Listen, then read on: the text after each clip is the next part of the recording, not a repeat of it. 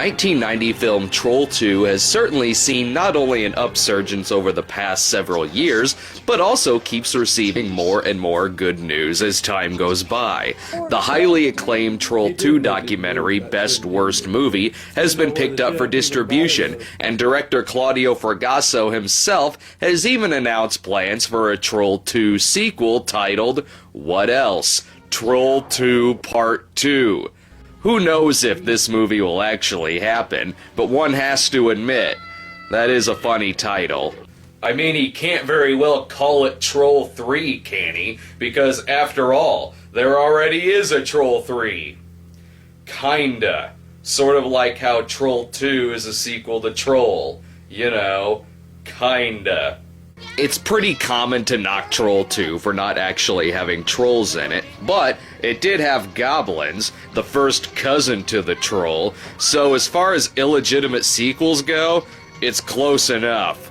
But do you know what Troll 3 has in it? I'll tell you what it has. It isn't trolls, it isn't goblins, it isn't even fairies, elves, midgets, or gnomes. I'll give you one guess. Time's up. It's fucking trees! That's right, killer trees. This movie is about trolls as much as Zombie 5 was about zombies, or fucking birds. Though to be fair, the most common box art for the movie uses the title The Crawlers instead of Troll 3. Even my copy of the film doesn't even have Troll as its title, which, thinking about it, is appropriate. My copy of the movie is titled Creepers in its gooey green alternate title font that is different from the rest of the fonts in the credits. Other titles go by Contamination Point 7 and Troll 3. Go figure, this unofficial Troll sequel is co-directed by Fabrizio Laurenti. You know, the director of Evil Dead 4. But do you want to know the oddest thing about this movie? I kinda get why it's sometimes called Troll 3. Honestly, if I didn't know that was an alternate title, I still would have been thinking about Troll 2 throughout this entire movie. Both films are produced by the company Film Mirage, which was owned by exploitation king Joe D'Amato. This was also the company behind Zombie 6 and Ator the Invincible, and about every other movie D'Amato had his name attached to between 1980 and 1994. Both movies also have that weird aroma to them, where they look very American. They're clearly shot in the Pacific United States, with actors who probably live in the tiny-ass town they're filmed in, and they all speak English. Seriously, they try to make this movie look so American that I swear fucking Charlie Daniels gets killed at one point. But at the same time, with all of that said, it still feels like a foreign movie. And of course, like Troll 2, it has a completely Italian crew, who probably don't speak a word of English, and again are making the amateur actors recite the script line by line. Some kind of measurement. Some G degrees. You don't know what that means? I know what it means. It measures nuclear radioactivity. You're damn right, kid. Just a guess. Also, Laura Gemser, star of the Black Emanuel series, is credited with costume design on this movie too. Which is ironic, they have someone designing the costumes who made a career out of wearing absolutely nothing. When Troll 3 begins, we meet two young girls traveling by bus to the set of The Hills Have Eyes? Okay. At the same time, we're following a truck carrying yellow barrels of what I assume is nothing but bad news. In movies, nothing good travels in open barrels. Honestly, I think I know where this truck is going. Until he had a horrifying accident and fell into a vat of nuclear waste. And was it common in the 80s and early 90s to transport open barrels of liquid via truck? I know they sealed them in Men at Work, but that's just because they were carrying the brothers Sheen. We get to meet some of the locals around this non-town while we wait for the killer plants to start growing. Well, his name is Chester, but I call him Wolfie. What? Then why isn't that his fucking name? A pet's name is supposed to be a fucking nickname. You don't say, oh, here's my cat Frank, but I like to call him Whiskers.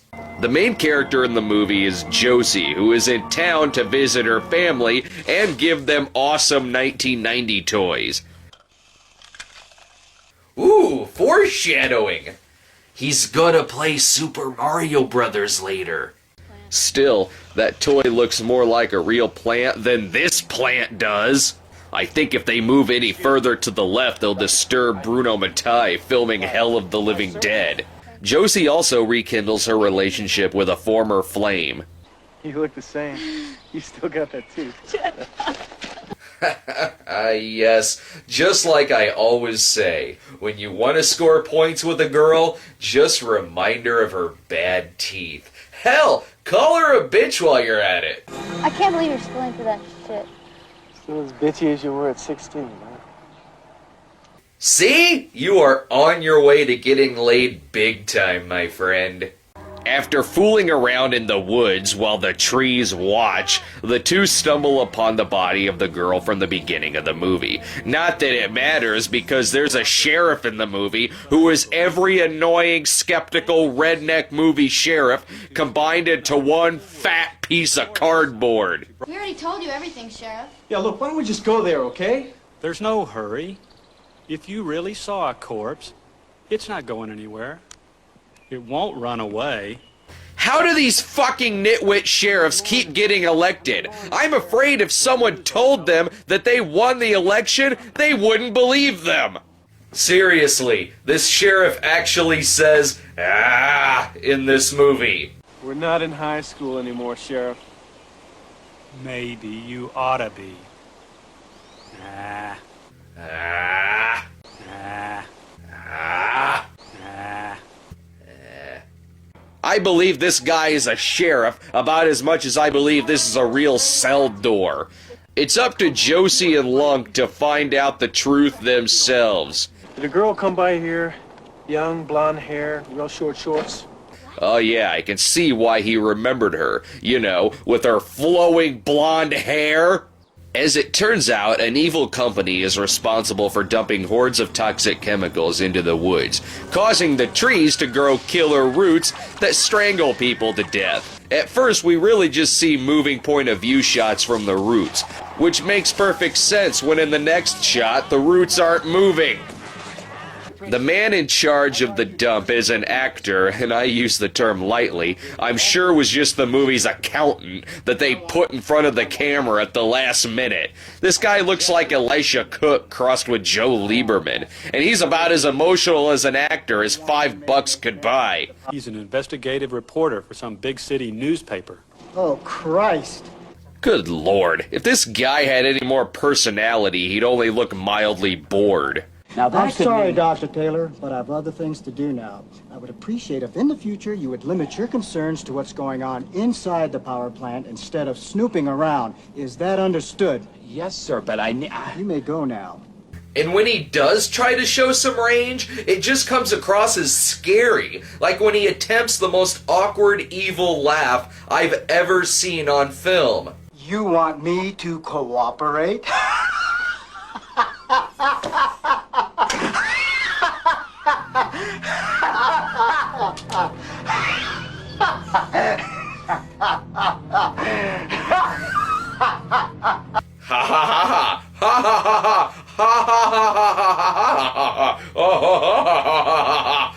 Drop dead.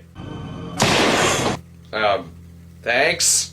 The movie really starts to feel Italian when Gabriel Tinti turns up on screen. And it's one of the only times I've seen him not dubbed in a movie, and I think I know why. But her body is soaked with radioactivity, as if she swam in a pool of uranium. He seems to not know a word of English. What, the local barber was too busy to take a role in the film? The town gets a little help from the woodsman in black here, and a nerdy guy who makes Peter Scolari look like Brian Bosworth, but mainly we're following around the plant drunk who just gets thrown in jail because, of course, he reported a crime and the fucking sheriff didn't believe him. Take a seat, Dr. Taylor. You've been working too hard.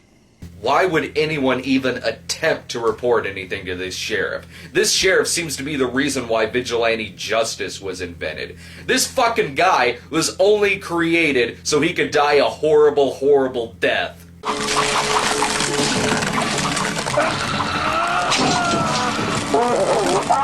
Halfway through the movie, I wish they would just get help from the camera crew. I mean, look, they're right there in the fucking reflection. Sure, go ahead and close the door, in case we didn't get a good look at them the first time around. And look at this! You can see the shadow of the helicopter! Oh, the characters are actually in the helicopter. Sorry, I get a little ahead of myself on the trashing sometimes. The drunk breaks out of prison by torturing coyly. No springs indeed, my friend. Lucky for him, he gets out of prison just in time to witness every other person in the movie get killed off by the killer trees. And even characters who we've never seen before. Everyone in this fucking movie gets tree hugged. Oh man, these people need to be arrested for some serious treason. I'm sorry for that one. It's weird watching these limbs move. They look like turds being slowly squeezed out of the Earth's asshole. And the way they strangle people, they just seem like snakes. That's really all these trees do. They mostly strangle people. Again and again and again. Or they plug up a tailpipe like they're Axel Foley. If you squint your eyes, this is just a killer snake movie, only they're all made of wood. If they really wanted to make an illegitimate sequel, really the most appropriate title is sequel. The climax comes when bulldozers surround the trees, completely taking out all the local plant life, while the crowd cheers them on. Wait a minute. This ending is like a reverse Avatar. Fuck you, Tree of Life. I don't care about your unobtainium. I just want to destroy your fucking trees, that's right. And seeing how the dialogue went so swimmingly throughout the rest of the film, when everything is all safe and settled, it just has to end with an awkward conversation. I didn't know you were married. Yeah. What? That's so funny? Not at all. What the hell was that? Yeah, we know you saved us and everything, but come on. Fucking nerd, we know you're a virgin. Seriously, is there an alternate version of the script where they just call his mother a whore? Well, I've already extended my look back at the Troll series as long as I could possibly go. I've searched and searched and searched and have never found a Troll 4. So as far as the Troll movies go, I am completely done here. And I don't think I'm jinxing myself at all. Not in the least. So if you ever come across a troll, a goblin, or a plant, be on the lookout because that could possibly mean that Film Mirage is back in business. Good night, everyone. Dear Cinema Snob, I regret to inform you there is another movie under the Troll 3 title called Quest for the Mighty Sword. Ha ha ha. Sincerely, J. Matthews at Mondo.com. God damn it! Ain't I a stinker? The fuck are you talking to? Oh, no one.